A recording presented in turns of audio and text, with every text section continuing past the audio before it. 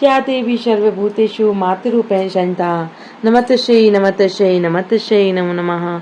ओम सर्वमंगल मांगल्ये शिवे सर्वार्थ साधके शरण्ये त्र्यंबके गौरी नारायणी नमस्तुते। अथ पंचमो अध्याय।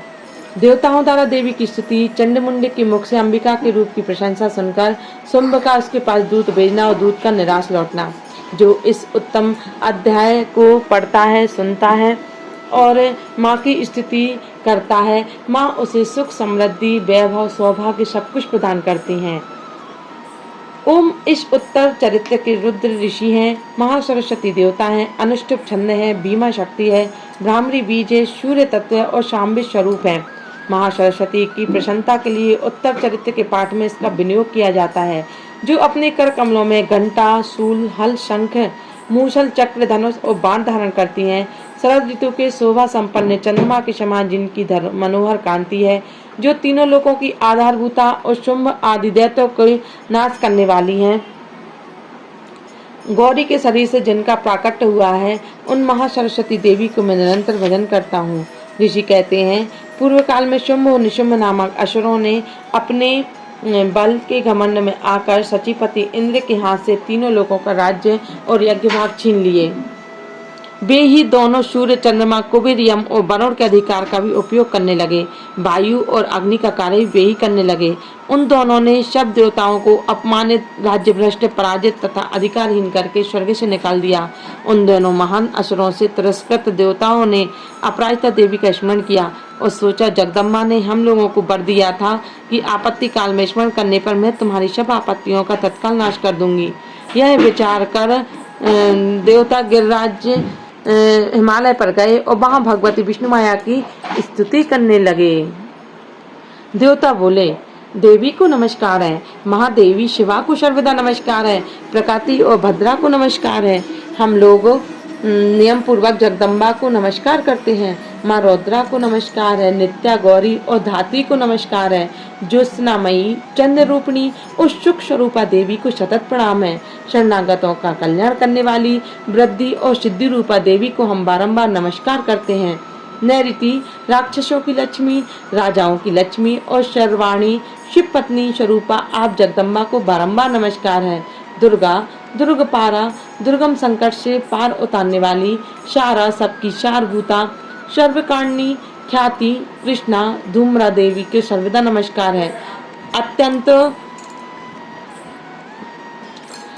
देवी को नमस्कार है, महादेवी शिवा को सर्वदा नमस्कार है, प्रकृति और भद्रा को नमस्कार है। हम लोग नियम पूर्वक जगदम्बा को नमस्कार करते हैं। रौद्रा को नमस्कार है, नित्या, गौरी, धात्री को नमस्कार है। ज्योत्सनामयी, स्वरूपिणी, चंद्र रूपिणी, सुख स्वरूपा देवी को सतत प्रणाम है। शरणागतों का कल्याण करने वाली और सिद्धि रूपा देवी को हम बारंबार नमस्कार करते हैं। जगत की आधारभूता कृति देवी को बारंबार नमस्कार है।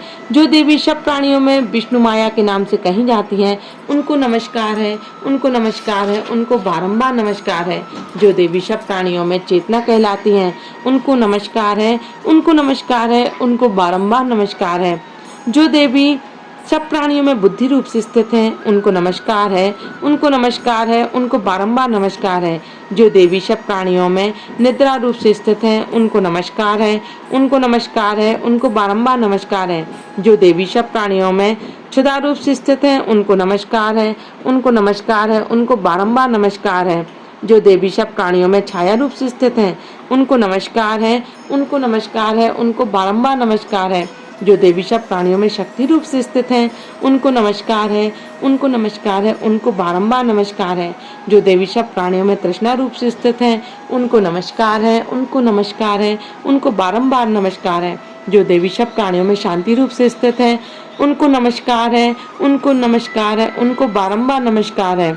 जो देवी सब प्राणियों में जाति रूप से स्थित हैं, उनको नमस्कार है, उनको नमस्कार है, उनको बारंबार नमस्कार है। जो देवी सब प्राणियों में लज्जा रूप से स्थित हैं, उनको नमस्कार है, उनको नमस्कार है, उनको बारंबार नमस्कार है।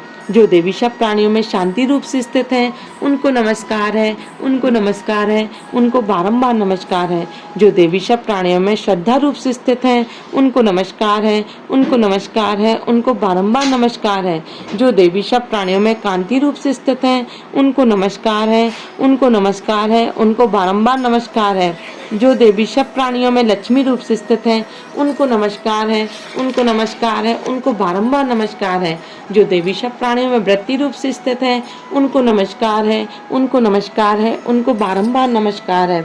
जो देवी सब प्राणियों में स्मृति रूप से स्थित हैं उनको नमस्कार है, उनको नमस्कार है, उनको बारंबार नमस्कार है।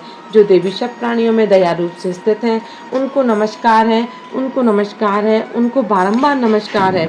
जो देवी सब प्राणियों में तुष्टि रूप से स्थित हैं उनको नमस्कार है, उनको नमस्कार है, उनको बारंबार नमस्कार है।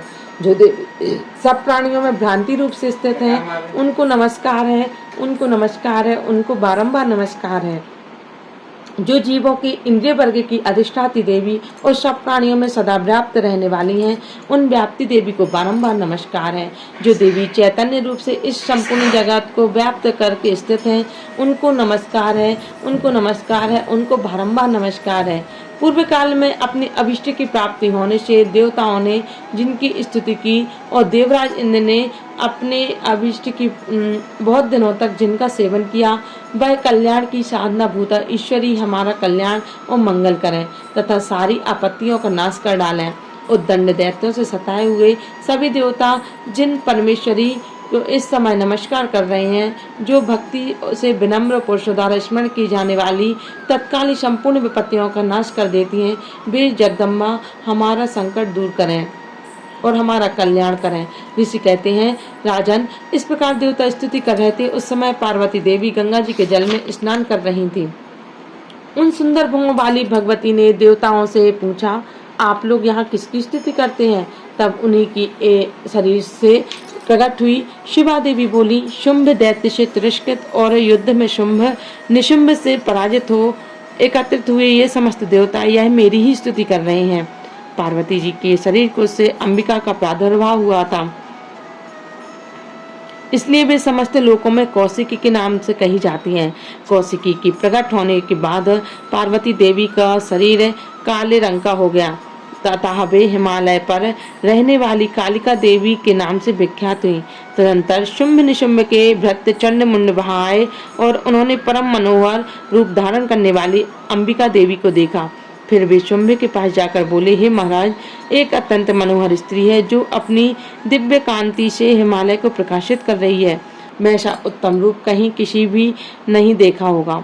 हे अशुरेश्वर, पता लगाइए वह देवी कौन है, उसे ले लीजिए। स्त्रियों में तो वह रत्न है, उसका प्रत्येक अंग बहुत ही सुंदर है।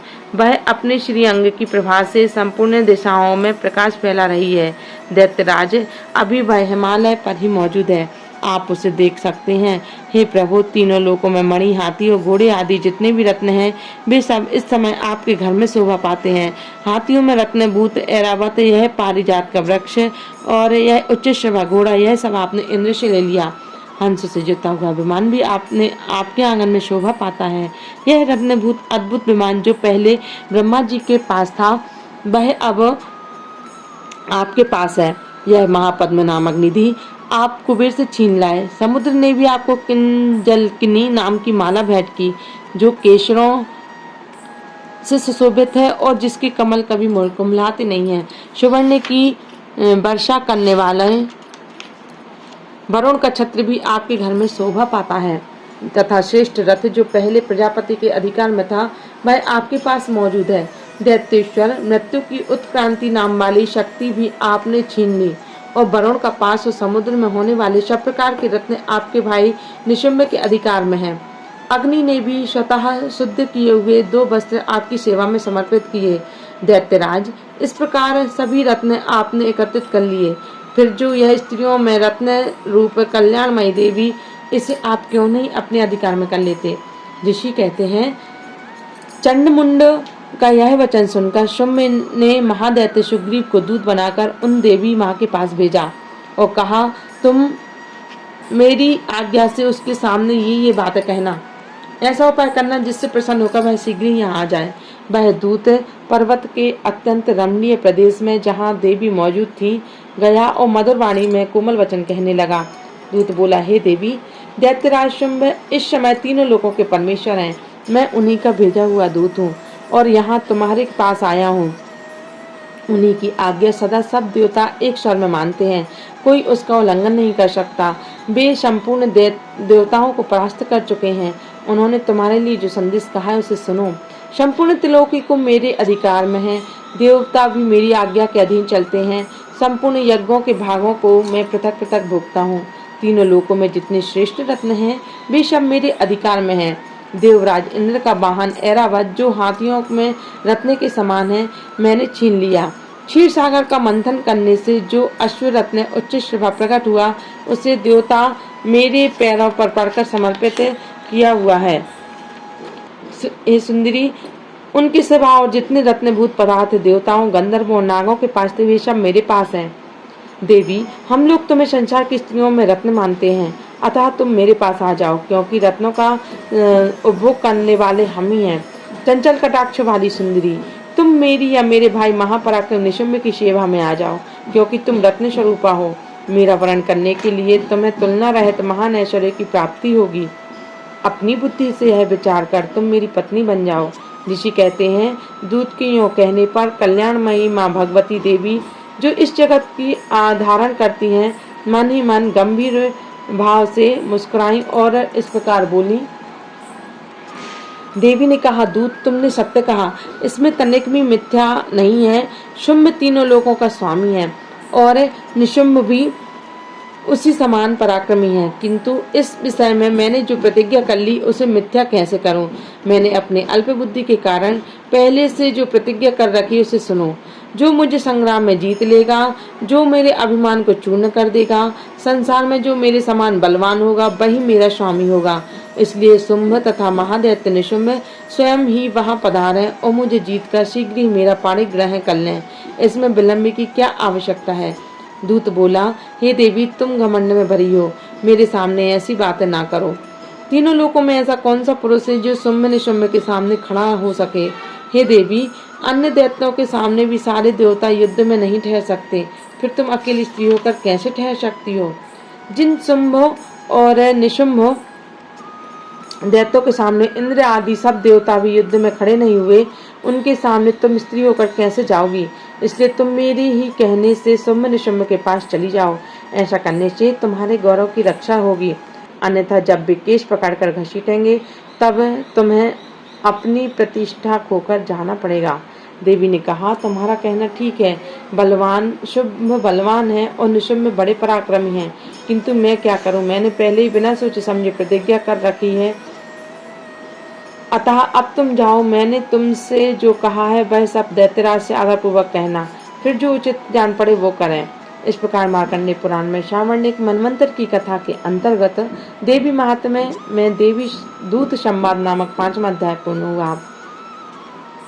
या देवी सर्वभूतेषु मातृरूपेण संस्थिता नमस्तस्यै नमस्तस्यै नमस्तस्यै नमो नमः। ज्ञान बांटने से बढ़ता है, इसलिए इस वीडियो को ज़्यादा से ज़्यादा शेयर करें, लाइक करें और सब्सक्राइब करें। जय माता की, जय माता की, जय माता की।